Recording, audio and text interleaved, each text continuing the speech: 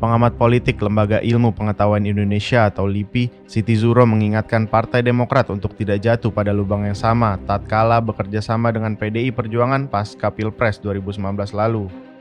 Sebuah pengalaman pahit yang hanya menyisakan foto selfie dan tidak pernah mendapatkan jatah pembagian kue kekuasaan di pemerintahan Joko Widodo.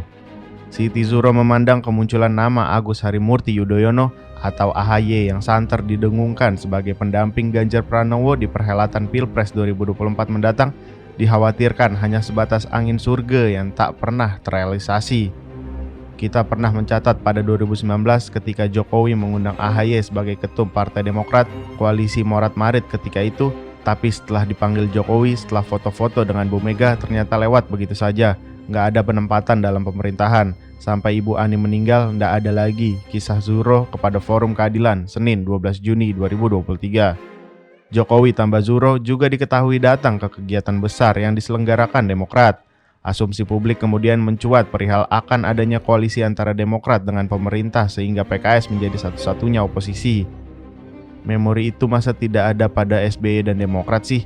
Apalagi yang terbaru adalah ketika sudah disebutkan Sekjen Hasto tahun 2022 yang mengatakan kami berkomunikasi kecuali dengan dua partai, Demokrat dan PKS, eksplisit lagi singgung Zuhro.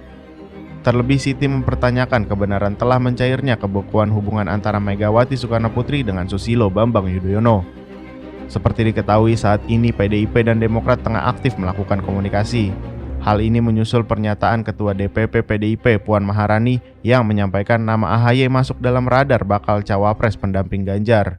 Begitu pula Demokrat telah menyatakan satu suara bersama Nasdem dan PKS di Koalisi Perubahan untuk mendukung Anies Baswedan sebagai Capres 2024 mendatang.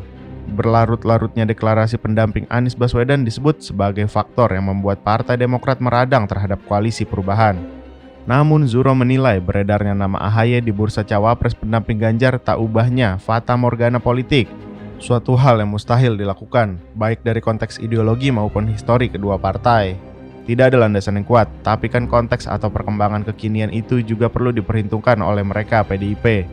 Ketika katakan kalau itu tidak dilakukan justru nanti tidak akan mendapat poin bagi porosnya PDIP, ujar Zuhro. Maka saya melihat AHY cawapres Ganjar itu kan kamuflase politik saja sebetulnya.